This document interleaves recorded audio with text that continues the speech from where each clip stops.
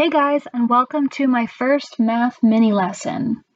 This lesson is going to be about setting up and solving simple inequalities. And we're just going to look at one problem. It's a real problem from a real SAT practice test. In fact, if you took the mock test, you've already seen this problem before. Thanks for joining me, and let's get started. If you took the mock test, or if you have the practice test up on your computer, this is number 31 in the math section in the calculator section, so you can use your calculator. Now, I'm not going to read the problem to you. I've got it up here on the screen. Go ahead and pause your video now if you'd like, so that you can read the problem to yourself.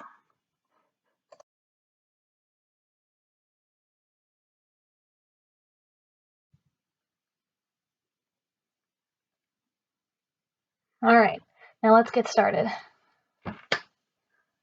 We always start with what we know, right? What do we know here? We know the cost for two different types of tickets, student tickets and adult tickets. I'm just going to write that down for myself. I'm going to say the cost C for a student ticket is equal to $2. And the cost for an adult ticket is equal to $3.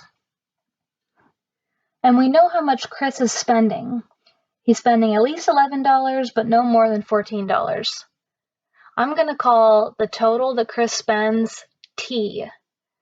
Can you write an inequality for what T is? Go ahead and pause the video and try that if you haven't yet. Well, we know that T is greater than or equal to 11, right? Because he spends at least $11. And we know that T is less than or equal to 14.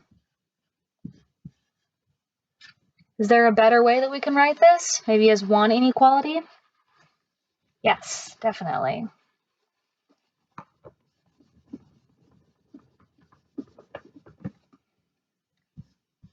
$11 is less than or equal to T, which is less than or equal to 14. And what do we need to solve for? Well, we need to solve for X, and X is the number of student tickets. All right, so what else do we know? We need to figure out how X is related to T. All right, well, we're trying to figure out what exactly, how many student tickets Chris buys, right? But what exactly is T in relation to the number of student tickets? All right, well, Chris is going to spend a certain amount of money, a T amount of money, right? And that total amount of money is equal to the cost of each ticket times the number of tickets, right? So the way that you would write that out as an equation is the cost for a student ticket, which is $2, times the number of student tickets, and the number of student tickets is called X, right, per this problem. And then plus the number of adult tickets. We know the number of adult tickets is 1 times the cost of the adult tickets, which is $3, right?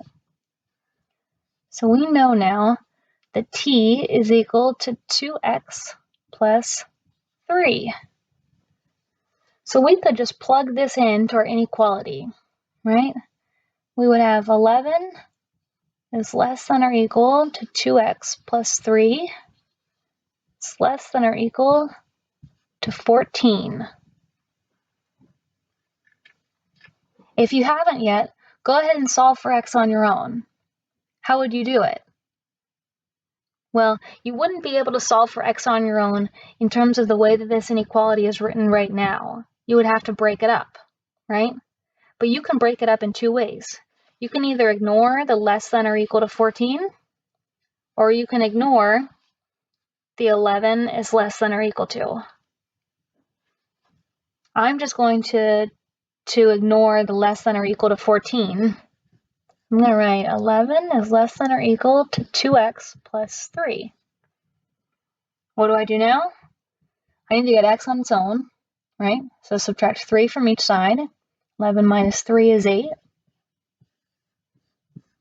Now to get X on its own, I'm going to divide each side by 2. 8 divided by 2 is 4. So again, 4 is less than or equal to x. I can be done here. We had to solve for the number of student tickets that Chris might have bought, and we know that Chris had to have bought at least 4 tickets. But 4 tickets is a perfectly acceptable answer, so we could be done. But I just want to show you that this problem works even if you did it another way too. Even if you did 2x plus 3 is less than or equal to 14, you would subtract your 3 from each side, right? 2x is less than or equal to 11. Divide by 2 on each side. X is less than or equal to 5.5. Now here's where you have to think like a real world person, right? This isn't just a bunch of numbers. This is supposed to represent something. And so I have to ask you, could Chris have bought 5.5 student tickets? The answer here is no. You can't buy half of a ticket, right? Or at least as far as we know, you can't buy half of a ticket.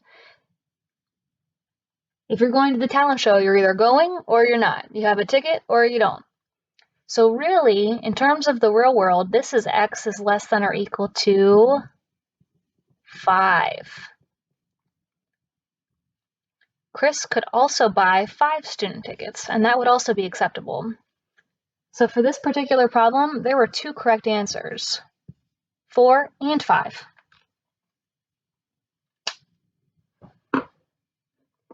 Thanks for joining me today.